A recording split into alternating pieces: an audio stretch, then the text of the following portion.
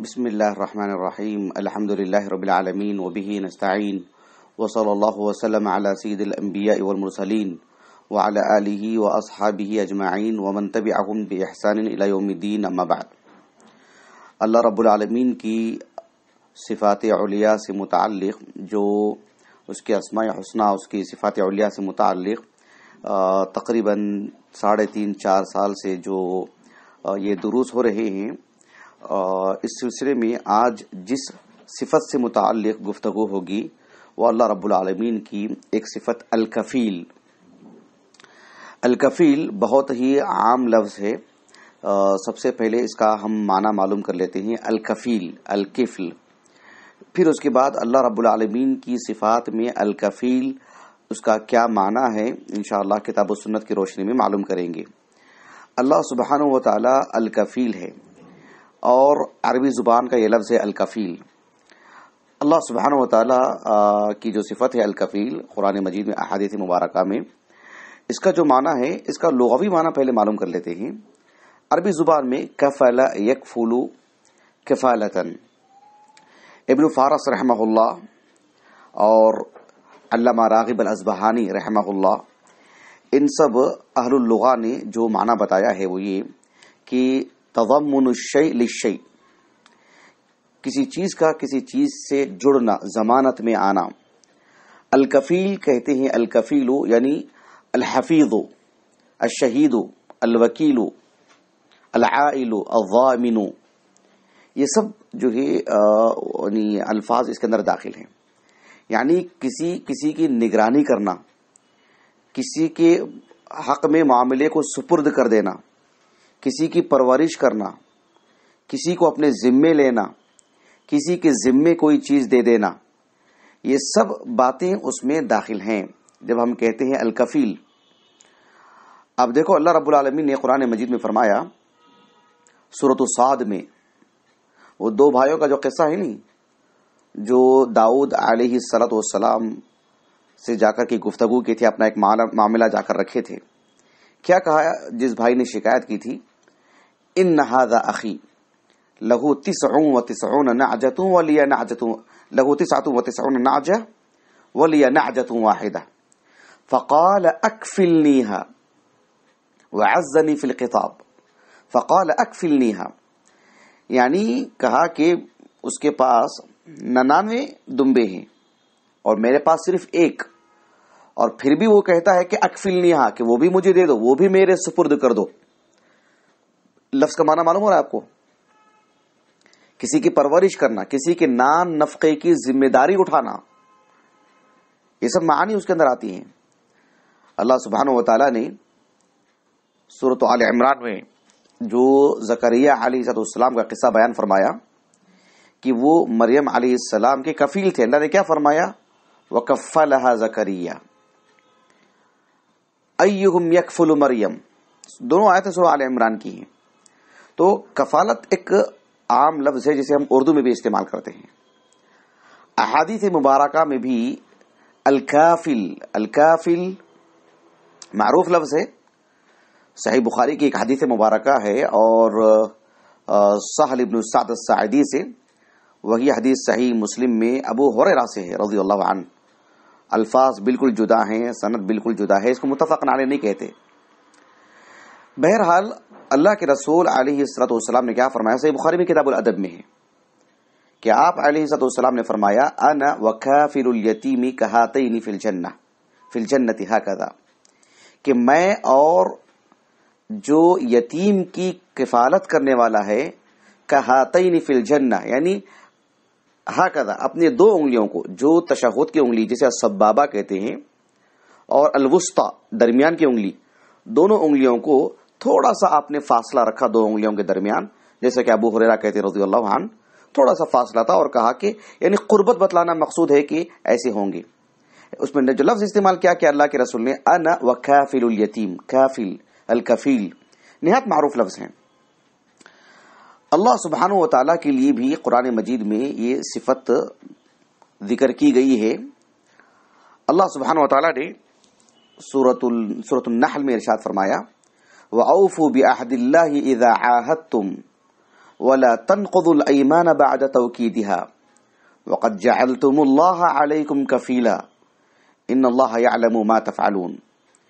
اللہ رب العالمین نے فرمایا کہ اللہ سبحانہ و تعالیٰ کے حوالے سے جب تم قسم کھاتے ہو، یعنی قسم ایک وہ ہوتی ہے جو انسان اپنی کسی بات کو مؤکد کرنے کے لیے، اپنی بات کو درست اور ثابت کرنے کے لیے، اپنی سچائی کا ذکر کرنے کے لیے کہتا ہے کہ اللہ کی قسم۔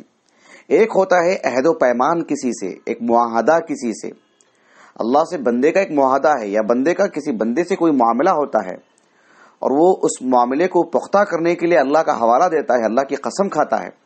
اللہ نے کہا کہ اس قسم کو نہ توڑیں، اس قسم کو پورا کریں، اور کہا کہ اللہ سبحانہ و تعالیٰ سے جو عہد و پیمان ہے اس کو نہ توڑیں۔ یعنی اللہ تعالیٰ کی شریعت قبول کر لینے کے بعد، اللہ کا دین قبول کر لینے کے بعد، اللہ کی شریعت کو اللہ کا دین سمجھ لینے کے بعد اللہ سے ایک معاہدہ ہے بندے کا کہ اس کو نہیں توڑنا چاہیے۔ کوئی اس پر قائم رہتا ہے تو اللہ رب العالمین اس کے لیے کفیل یعنی ہر طرح سے اللہ سبحانہ و تعالیٰ کے ذمے اس کے سارے معاملات آ جاتے ہیں بندے کے۔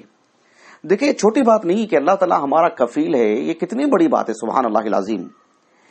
ایک انسان جس کا باپ مر چکا ہو اور وہ یتیم ہو، چھوٹی عمر کا ہو، ایک خاتون جس کا شوہر کا انتقال ہو چکا ہو، رحمک اللہ، ایسے میں یعنی کس قدر وہ ممنون رہتا ہے اس کا، کس قدر احسان مند رہتا ہے وہ اس کا، اور کس قدر وہ اپنے آپ کو سہارا پاتا ہے، اور کس قدر قوت محسوس کرتا ہے وہ۔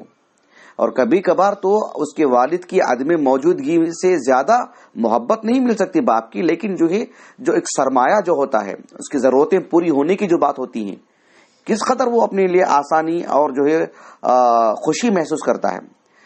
کس قدر عظیم بات ہوگی جب اللہ رب العالمین کفیل ہو۔ اللہ سبحانہ و تعالی رزاق ہے، اللہ رب العالمین الشافی ہے، شفا دینے والا ہے، عافیت سے رکھنے والا ہے بندے کو، لیکن خصوصی اہتمام جب کسی کے ساتھ ہو جائے تو پھر کیا بات ہوگی، سبحان اللہ العظیم۔ تو اللہ رب العالمین کفیل ہیں۔ اس آیت کریمہ میں جو اللہ رب العالمین نے اپنی بات بتائی ہے، آپ اس آیت کریمہ کو بھی اپنے سامنے رکھیے جو سورۃ الحدید کی ہے۔ اللہ رب العالمین نے فرمایا یا ایھا الذین آمنوا اتقوا اللہ وآمنوا برسولہ یؤتکم کفلین من رحمتہ، سبحان اللہ، یؤتکم کفلین یعنی اجرین، کفلین یعنی اجرین، کفل نصیب کے معنی میں، کفل نصیب حظ اجر۔ تو یہ بڑی اہم چیز ہے کہ اللہ سبحانہ و تعالیٰ نے کہا کہ اللہ پر ایمان لاؤ، اے اہل ایمان، اللہ پر اس کے رسول پر ایمان لاؤ، تقوی اختیار کرو تو اللہ تعالیٰ تمہیں دگنا اجر دیں گے، یعنی ایک دنیا میں ایک آخرت میں۔ ربنا آتنا فی الدنیا حسنہ وفی الآخرۃ حسنہ، یہ دعا سکھائی گئی۔ یؤتکم کفلین من رحمتہ، دنیا بھی ہماری اچھی کر دیں گے رب العالمین، آخرت بھی ہماری اچھی کر دیں گے۔ سبحان اللہ، اللہ ہمارا کفیل ہو تو ہمارے یہ اچھے دن نہیں ہیں، یہ ہمارے اچھے دنوں کے لیے دوام نہیں ہوگا، اچھے دنوں کے لیے ہمیشگی نہیں ہوگی۔ یہ کتنی عظیم بات ہے، سبحان اللہ۔ اللہ رب العالمین ہمارے کفیل ہیں۔ ہم اپنے معاملات کو اللہ کے سپرد کریں۔ ہم نے کسی سے کچھ مال لیا، قرض لیا، یا کچھ کسی کی امانت ہمارے پاس ہے تو ہم اللہ رب العالمین یعنی ہی حقیقی معنوں میں ہمارا کفیل ہے۔ ہم نے اللہ کے معاملے، اللہ کے سپرد کی ہے معاملے کو۔ ہم نے کسی کو قرض دیا، واپس نہیں آ رہا ہے، تب بھی اللہ ہمارے کفیل ہیں کہ اللہ ہماری ضرورت پوری کر دیں گے، ہمیں اپنی چیز پوری فراہم کریں گے رب العالمین۔ وہ شخص نہیں دے پایا ہے لیکن اللہ ہم کو عطا کر دیں گے۔ میں یعنی قرض دینے لینے سے جوڑ کے بات اس لیے نہیں کر رہا ہوں کہ قرض جو آدمی لیتا ہے اس کی ہمت افزائی کی جائے کہ بھئی آپ نہ بھی دے تو اللہ ان کو دے دیں گے، نہیں، بالکل نہیں۔ بات یہ ہے کہ ہم اللہ رب العالمین کو اپنا کفیل مانتے ہیں تو اللہ سبحانہ و تعالیٰ کی جب ذمے میں ہم اپنے معاملات کو سپرد کر دیتے ہیں تو ایک طرح کی خوشی اور سکون ہمیں میسر ہوتا ہے۔ میں آپ کو ایک حدیث مبارکہ سناتا ہوں، ایک قصہ ہے بنی اسرائیل کا، واقعتاً بہت ہی عجیب ہے، سبحان اللہ العظیم۔ ایک کتاب ہے صحیح بخاری کی، کتاب الکفالہ، جس میں کفالہ سے متعلق پورے احکام مسائل ہیں۔ ابو ہریرہ رضی اللہ عنہ اس حدیث کے راوی ہیں، صحیح بخاری میں، جو میں نے کہا کتاب الکفالہ کی۔ اللہ کے رسول علیہ السلام نے ایک قصہ سنایا بنی اسرائیل کا، کہ بنی اسرائیل میں ایک شخص تھا، اس شخص نے ایک اور شخص سے 1000 دینار قرض لیا. کتنا؟ 1000 دینار اس نے قرض لیا.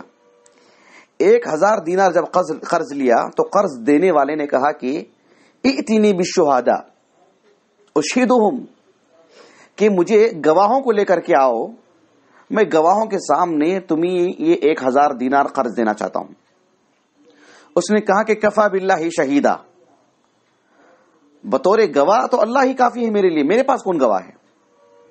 اچھا، کہا کہ ٹھیک ہے، ائتنی بالکفیل، آپ کسی کفیل کو لے کر کے آئیں، یعنی ضامن کو. کیا مطلب ہے کفیل؟ مطلب یہ کہ آپ کسی ایسے شخص کو لے کر کے آئیں کہ آپ نہیں دے پائیں تو وہ ضامن ہوگا، وہ بھرپائی کرے گا، ذمہ داری اس کی ہوگی، ضمانت اس پر ہوگی، اس کی گارنٹی پر دوں گا میں. الکفیل.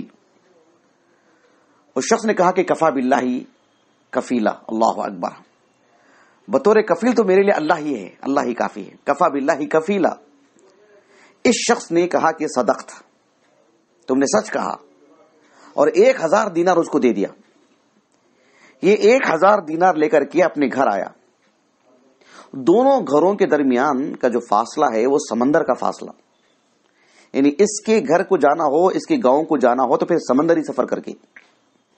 یہ میں کوئی کہانی نہیں سنا رہا ہوں، یہ رسول اللہ نے قصہ سنایا ہے، صحیح بخاری میں موجود ہے. آپ علیہ السلام نے فرمایا کہ جب وہ شخص اپنے گھر کو آیا اور جو مدت متعین تھی وہ مدت جب پوری ہونے لگی تو 1000 دینار اس نے لیے اور سمندر کے قریب آیا کہ کوئی جہاز وغیرہ جا رہا ہو اس گاؤں کو جہاں وہ آدمی رہتا ہے تو اس کے سپرد کر دے ان پیسوں کو. بہت ہی انتظار کیا، کوئی جہاز اسے نظر نہیں آیا، بہت انتظار کے باوجود بھی.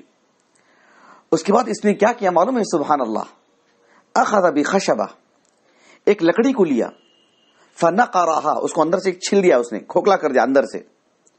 اس میں 1000 دینار رکھے. اللہ اکبر. اور ساتھ میں اس نے ایک خط بھی لکھا اس میں، یہ میں فلاں ابن فلاں ہوں جو آپ سے 1000 دینار جو لیا تھا نا، 1000 دینار میں ہی وہ شخص ہوں. یہ لکھا اور اس کو اچھی طرح سے اوپر سے بند کر دیا، پیک کر دیا اس کو، تاکہ سمندر میں اس کو ڈال دیا جائے تو پانی کی تری کی وجہ سے وہ کسی طرح سے خراب نہ ہو، امانت جا کر کے پہنچے.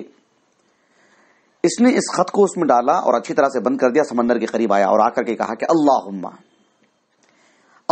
انک تعلم انی تسلفت فلانا، کہ اللہ تو اچھی طرح جانتا ہے میں نے ایک شخص سے 1000 دینار قرض لیے تھے.